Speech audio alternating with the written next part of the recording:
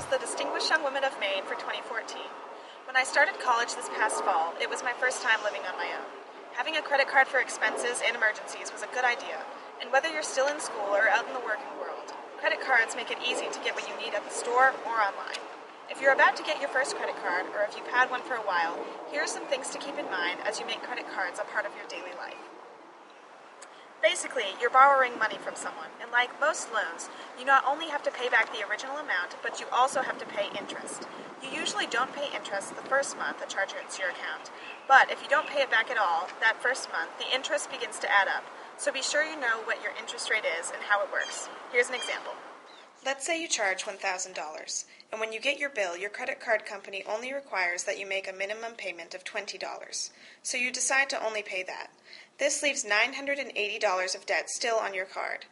If you have an interest rate of 20%, you now owe the original $980 plus 20% in interest.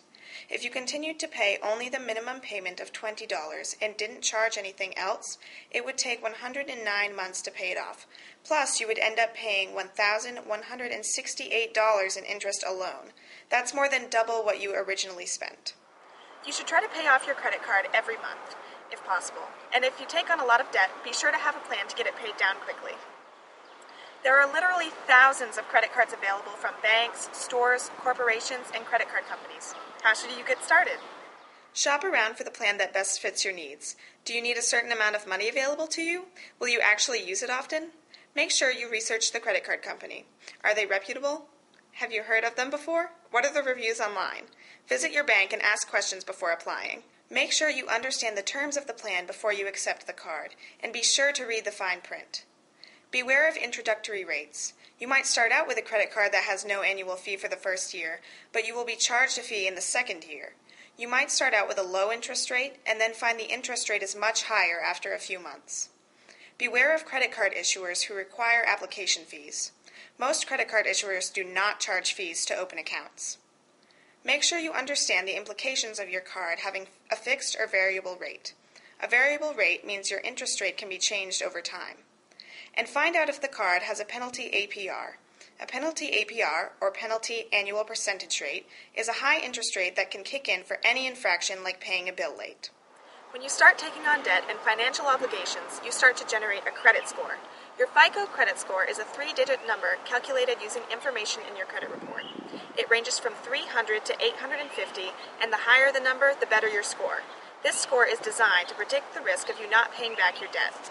How high or low your credit score is can affect the interest rate you get on credit cards and loans, whether you can rent an apartment, and even if you can get insurance. Your credit score is made up of 5 factors.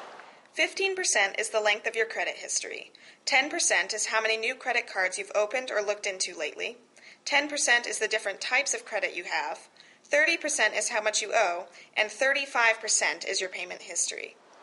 Paying your bills on time and paying down the amount you owe is 65% of your score. And be sure to check your credit report every year. You can keep an eye on your rating, discover if someone has used your identity, and make sure everything reported here is true and accurate.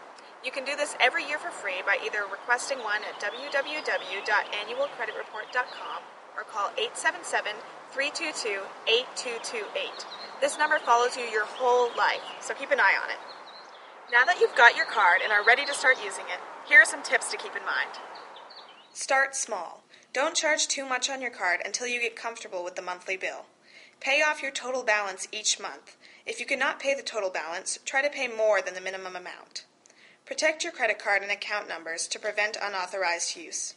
Draw a line through blank spaces on charge slips so the amount cannot be changed. Keep a record of your account numbers, expiration dates, and the phone numbers of each credit card issuer in a safe place, separate from your credit card, to quickly report a loss. Carry around only the credit cards you think you will use. After you have established a good credit history, ask the credit card issuer to waive the fee or lower the interest rate. Do not keep more than 2 or 3 credit cards. Too many cards make it tempting to overspend. I hope Credit Card 101 helped demystify credit cards and how they work. If you have questions, check with your bank for more information and watch more life skills videos on the Distinguished Young Women YouTube.